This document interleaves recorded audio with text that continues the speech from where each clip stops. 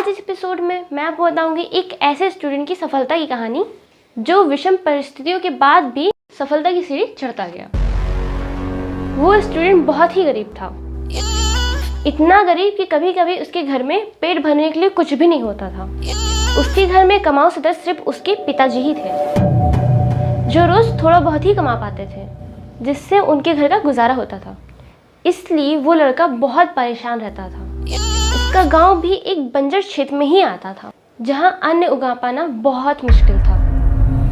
इसलिए उसने कसम खाई कि वो अपने गांव को ऐसा बनाएगा जिससे उसके आसपास के गांव का भी भला हो सके। इसलिए वो बहुत मन लगा के पढ़ाई करता था। पिछले साल उसने एक नौकरी के लिए अप्लाई किया था, पर एसएआईटी में कुछ वर्ड्स की इंग्लिश ना आने की वजह से वो अपने कॉम्पिटिटर से एक स्टेप पीछे रह गया। पता है वो वर्ड्स कौन कौन से थे? गरीबी रेखा, भोजन विहीन, घर का कमाऊ सदस्य और रोज का खाना। क्या आपको इसकी इंग्लिश पता है? अगर पता है तो कमेंट बॉक्स में कमेंट कीजिए, हम भी तो देखें किसको किसको पता है। तो बात करते हैं उस लड़के की। उसे इन शब्दों की इंग्लिश याद ही नहीं हो पा रही थी। वो इतना परेशान था कि उसने इन वर्ड्स को लाइफ टाइम याद रखने के लिए तरकीबें ढूंढनी शुरू कर दी। क्या उसको तरकीबें मिली? क्या उसने कंपटीशन बीट किया? जानने के लिए पूरे वीडियो को देखते रहिए। अगर आपने वीडियो कहीं मिस किया तो हो सकता है वो सारी जादुई तरकीबें आपसे मिस हो जाए। तो चलिए शुरू करते हैं। नमस्कार, मैं हूँ गौरी। मैं आपको रोज़ सिखाती हूँ इंग्लिश के नए नए वर्ड्स, और ऐसे सिखाती हूँ कि वो आपको लाइफ टाइम के लिए याद भी हो जाए। अब बात करते हैं उन वर्ड्स की। तो चलिए पर्दा उठाते हैं, उसने कौन सी तरकीब लगाई। खाने में क्या शामिल होता है? रोटी, अगर इंग्लिश में बोले तो ब्रेड। उसने ब्रेड के साथ उन वर्ड्स की इंग्लिश लगानी शुरू कर दी जिन वर्ड्स की इंग्लिश उसे बनानी थी।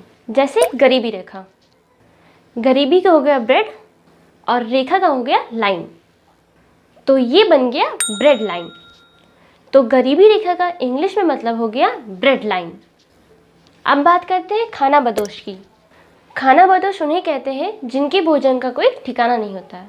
तो खाने का हो गया ब्रेड और बदोश का हो गया लेस। तो खाना बदोश की इंग्लिश हो गई ब्रेड लेस।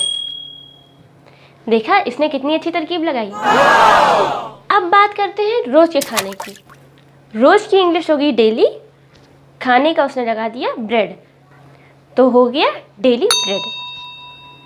यानी रोज के खाने की इंग्लिश होगी डेली ब्रेड। अब बात करते हैं कमाऊ सदस्य की। इसके लिए हम आपको लेकर चलते हैं स्टोन एज में, जहां भोजन के लिए युद्ध हुआ करता था और भोजन उसे मिलता था जो विनर होता था। तो इस तरह बन गया ब्रेड विनर। तो वो व्यक्ति जो पूरे परिवार का खर्चा चलाता हो उसे कहते हैं ब्रेड विनर। अब मेरी तरफ से एक एक्स्ट्रा वर्ड, क्या आपको पता है एवरग्रीन ट्री को क्या कहते हैं? वो ट्री जो पूरे साल फल देता है। जी हाँ, उसे कहते हैं ब्रेड फ्रूट। तो एवरग्रीन ट्री की इंग्लिश हो गई ब्रेड फ्रूट। तो इस तरह उसने ये सारे वर्ड की इंग्लिश याद की। तो क्या उसने कंपटीशन बीट किया? क्या उसे नौकरी मिली? उसका सपना पूरा हो पाया? चलिए देखते हैं। उसके सपने में एक बाधा अभी भी थी, और वो थी अपने सपने को एक्सप्रेस कर पाना। जी हाँ, उसे अपने सपने की इंग्लिश ही नहीं पता थी। तो उसने ढूंढना शुरू कर दिया। उसने ढूंढना शुरू किया कि उस जियोग्राफिकल एरिया को क्या कहते हैं जो एरिया अपने आसपास की एरिया में ज़रूरत के अनाज सप्लाई कर पाए। यहाँ भी उसने अपना तिक्रम बढ़ा दिया। उसने यूज़ किया ब्रेड। अपने गांव को देखा बास्केट की तरह, ऐसा बास्केट जिसमें आसपास के लोगों का ज़रूरत का सामान हो सके। तो इस तरह इजाद हुआ एक नया वर्ड ब्रेड बास्केट। तो ब्रेड बास्केट उस जियोग्राफिकल एरिया को कहते हैं जिस एरिया से उस पूरे जियोग्राफिकल एरिया के ज़रूरी अनाज की सप्लाई हो सके।